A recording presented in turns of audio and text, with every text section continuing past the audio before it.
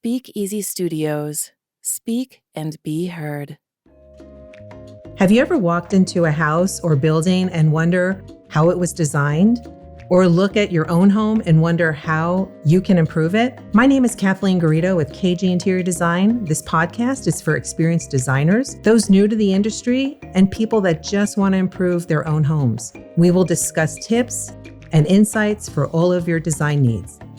Hi, I'm Kathleen Garrido, and we have a new podcast today talking about how do I start designing my home? And I have a great email that was sent over to us by Sheri. And Sheri, thank you for sending that over. And I'd like to read it to you because this is a very common question that everybody has, not knowing where to start. So Sheri has asked, I have been an avid follower of your work and have always admired your expertise in interior design. I recently bought a brand new house and find myself in a bit of a bind. Where I have seen you transform numerous spaces, I am unsure of where to even begin when it comes to designing my own home. To give you a better understanding, our family consists of my husband, our 3 children from ages 5 to 10, and myself. Family time is extremely important to us, and we love cooking and sharing meals together at home. Considering these factors, I want to reach out and ask for guidance in this new house. Where should I start from a design perspective? What are some key considerations or tips that would help me create a comfortable and functional space that caters to our family's needs? I greatly appreciate any advice you can provide. Thank you in advance for your time and expertise. And I think it's such a great question that Sheri had asked because so many people don't know where to start. There's so much to do. And you really want to start with any of the remodeling pieces that need to get done. So Sheri, if your kitchen isn't functional for you and your family, and that's where the hearth of everything starts, that's where you enjoy cooking and maybe looking at the kids' ages, maybe that's where they're going to do homework around there while you're starting to cook. So I would really take a look at the kitchen. If you're thinking that you might have to remodel it, I would make sure you have a nice size island for the 5 of you. So therefore, the kids can do homework while you're starting to cook. And if you're all cooking, you can all use the island as a workstation. So I would really make sure that the hearth or anything that you're going to do first in the house really starts from where you all enjoy your time, which I would say would be the kitchen. One of the most important things that I love to cover is color. I get so many calls with clients saying, I thought I could pick a color, or my painter picked a color. He painted the walls and it looks terrible. And what I always say to my clients is, please make sure that you pick some nice colors that will complement what you have in the house, and then put that on the walls in every room that you're thinking of painting and look at it morning, noon, and night. I could do the same color in 5 homes and it will look like 5 different colors. Depending on how old your home is, the drywall might really absorb the color a lot and false out the color. So we have to make sure that we test it. And I always say test it in like a 12 by 12 box on your drywall so that you can see it morning, noon, and night. That's so, so critical. I've had clients put up samples on the wall.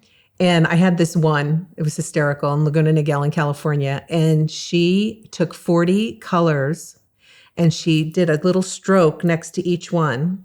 And she called me and she said, I'm really confused. I don't know how to pick out the color. Well, there were a couple of issues there. First of all, she had like 40 to 44 colors. That's number one. Only pick your top 1, 2, or 3.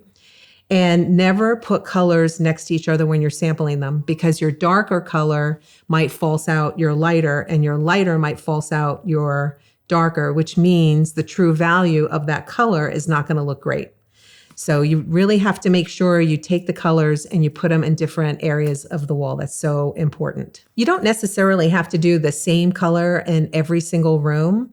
I love when you can take the primary bedroom and add a different color that maybe doesn't even go with the rest of your house, but you just want it to look like that hotel that you visited in Florence.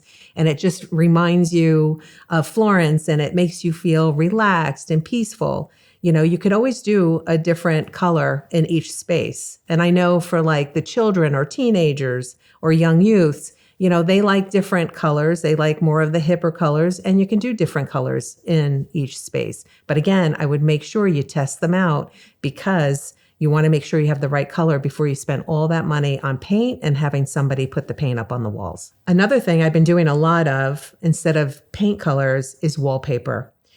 It's in, it's not gone. There's some beautiful wallpapers. I just got done installing an LED wallpaper, which is a little bit over the top, but absolutely stunning and beautiful.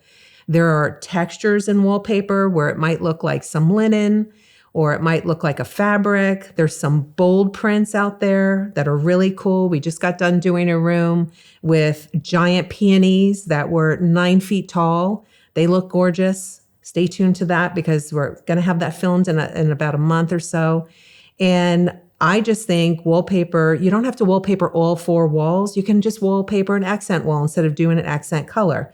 I recommend that. Or another thing is doing murals. So if your favorite place is San Francisco or New York City, you can have a company blow that up and put it on a back wall, which really makes it interesting and inviting, especially for a lot of us like myself who do a lot of Zoom calls and do a lot of home office calls. It's a nice little backdrop when you're on your calls. It's interesting versus trying to do the palm tree behind your back and all of a sudden half your head disappears. It's kind of nice just to do some kind of mural. Also with color and wallpaper, you can do it what I call on the 5th wall. The 5th wall is your ceiling. So you could do a lighter version of what you're going to do on the walls. You can do a darker version. You can do wallpaper. If you have tray ceilings, you can do wallpaper in there, which adds a little bit of interest. And I kind of think it's fun. So there's so many options out there, but paint necessarily isn't, just the only alternative you have for your walls. I think wallpaper right now is fun, and there's a lot of cost-effective wallpapers out there that can really transform a space. So going back to the email that was sent to us, I also would recommend when you're picking out your paint color, especially with young children, do a low sheen so it's easy to wipe off. I know children that are even teenagers, they're always touching the walls, doing stuff. They might marker it up. They might do chalk on it, whatever they end up doing. But if you do a nice low sheen or kind of like a semi-gloss maybe, but I would do a low sheen, it just would wipe off very well on the walls so that your paint, the integrity of your paint still looks great. Sheri, I want to thank you for your question. It was a great one. It's a common question that clients always ask.